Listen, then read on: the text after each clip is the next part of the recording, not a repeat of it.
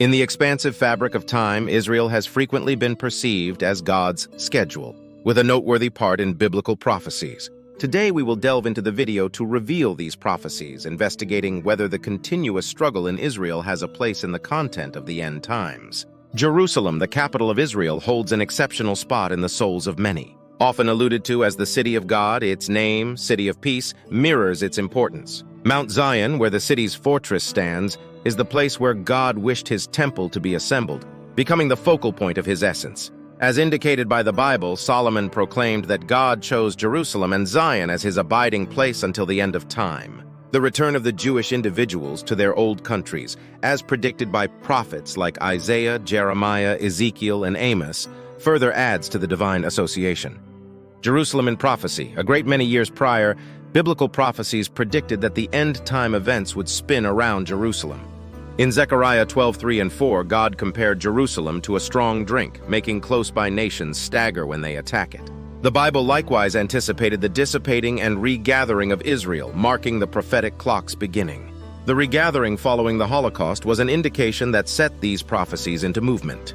Ezekiel 37 and 38 talk about a power from the north assaulting Israel after its regathering, with many deciphering this force as current-day Russia. Strikingly, one of Russia's partners in this anticipated assault is recognized as Persia, the old name for the present-day Iran. Late partnerships and advancements among Russia and Iran arrange with these old prophecies. As we observe contentions like the Israel-Hamas war, some discover an association with biblical prophecies. Many evangelical Christians see these occasions as unfurling prophecies, connecting them to the assumption of Christ's second coming. The reclamation of Jews to Palestine is seen as a pivotal component, accelerating the show of Jesus. These convictions, alive since the between-war years, acquired force with the foundation of the advanced state of Israel and its resulting triumphs, for example, in the Six-Day War. In 1967, Israel accomplished a noteworthy victory, crushing 3 impressive neighbors and cementing its borders. This achievement powered the certainty of evangelicals who saw Israel as God's clock, marking what they accepted was the final countdown. The assumption became animated for Israel to get an authoritative triumph over its foes and set out on the reconstruction of the sanctuary in Jerusalem. Jerusalem's part in future events, with its profound, strict importance in Judaism, Christianity, and Islam, Jerusalem plays a focal part in biblical prophecies. As indicated by Revelation 6:18, Jerusalem is envisioned as a key player in building up God's kingdom on earth. All through history, this city acquired significance during the reigns of David and Solomon, especially with the Temple Mount considered the holiest spot on earth and the third holiest Islamic site. Interestingly, some prophecies in regards to Jerusalem and Israel have apparently been satisfied. For example, the change of fruitless lands into rich ones. Israel, once desolate, has risen as a worldwide chief in rural innovation, conquering difficulties presented by its parched environment. Another prophecy acquiring attention is the reconstruction of the Third Temple, considered a halfway satisfaction in light of contents like Ezekiel and Daniel.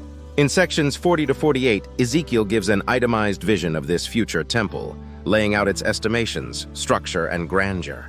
The mission for the Third Temple, the possibility of remaking the Third Temple, is certainly not without challenges. It has been a long-term topic in Israel, driven by ideological inspirations and strict convictions. In any case, the presence of the Dome of the Rock, assembled by the Umayyad line on Solomon's temple site, has started pressures and contest claims. The Temple Mount has turned into a significant flashpoint in the Israeli-Palestinian struggle, conveying huge political weight. Attempts to remake the Third Temple have been gradually advancing since the sanctuary development started in 1987. While many non-religious Jews support this activity, Orthodox Jews who see it as a otherworldly work are effectively engaged with its restoration. The Sanhedrin, a strict body regulating legitimate issues identified with the sanctuary, has been restored by Orthodox Jews to regulate the appropriate remaking of the sanctuary. Pioneers in the sanctuary development communicate a significant conviction that the non-attendance of the divine presence, known as the Shekinah, prevents the Jewish individuals from carrying on with the profound level planned by God. They immovably declare that remaking the sanctuary is the way to reestablishing the Shekinah and tending to both the world's flow issues and those faced by the Jewish individuals. Getting ready for the Third Temple.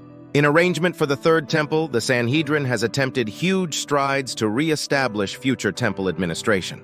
Strikingly, the planting of the scriptural temple forest means to provide food to the rural necessities of the Third Temple.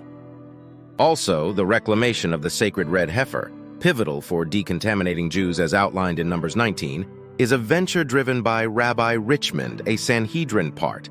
The Sanhedrin and the sanctuary development effectively take part in reenactments of temple functions to prepare the priestly class known as Kohanim. This includes specific schooling on priestly obligations, utilizing ritual vessels planned for the Third Temple, and practice on an interesting sacrificial table of burnt offerings. This sacrificial table, intended for fast dismantling and get-together, holds fast to the prerequisite of assembling a sacrificial table only on the first Mount Moriah site. An ongoing, intriguing rediscovery by the Temple Institute includes restoring the science of creating scriptural crimson dye, utilized in the High Minister's outfits and the temple's colossal window ornament. Professor Zohar Amar found that the eggs of the Tolat Shani crimson worm found in present-day Israel could create this vital color. Presently, political thought processes come into place. While arrangements for the sanctuary are progressing, there's an acknowledgement that political activities are vital to switch the current Muslim authority over the Mount and empower Jewish access. This viewpoint stays basic to the more extensive activity, recognizing the requirement for strategic thought processes. Water libation ceremony. A striking occasion that has drawn consideration is the reenactment of the water libation in arrangement for the Third Temple. Members, including Kohanim priests and Levites, embarked to a parade from Shiloh to the Siyum Spring. Musical Levites drove the function with euphoric instruments, and the parade finished with the sounding of unadulterated silver trumpets at an open region contiguous the Western Wall. Additionally, the peak of the new parade was set apart by the priestly favoring, a consecrated custom where priests reach out favors to the assembled members. Following this, an interesting occasion called the Hallel function happened. In spite of the fact that not unequivocally ordered in the Torah, this occasion holds importance in the oral custom passed down from Moses. The water libation, a focal core of the happy Sukkot festivities, held an essential part in the ancient temple functions. The service included a 15-hour interaction in the sanctuary, with festivals enduring as the night progressed. Pilgrims worldwide joined in the international worship of God during Sukkot. The libation of water went with by the pouring of wine was a fundamental piece of the first part of the day administration on the last 6 days of Sukkot. Plunging from the sanctuary to the Siloam spring, Kohanim filled a container with spring water, representing decontamination. The subsequent pouring of water and wine into uniquely arranged openings in the sacrificial table was an emblematic demonstration profoundly established in custom. The Siloam pool, with verifiable and biblical importance, served as a beginning stage for pilgrims making yearly excursions to Jerusalem for scriptural feasts. Armageddon and global turmoil. The Bible, through different prophecies in Genesis and Revelation, predicts a period known as Armageddon, a monstrous clash on the consecrated soil of Israel. This fight, frequently alluded to as World War I in biblical terms, includes worldwide forces competing for strength.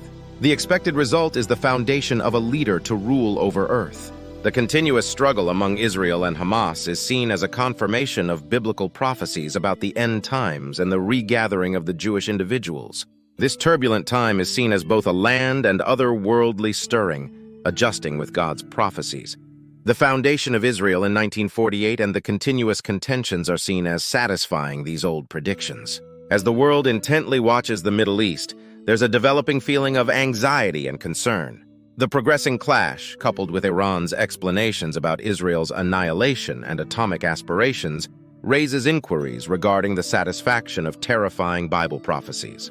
The pressure in the area adds to the vulnerability, leaving many to ponder whether the unfurling show is a preface to the expected apocalypse. So, what are your thoughts on these terrifying Bible prophecies in Israel? Remark beneath and buy in for additional such recordings.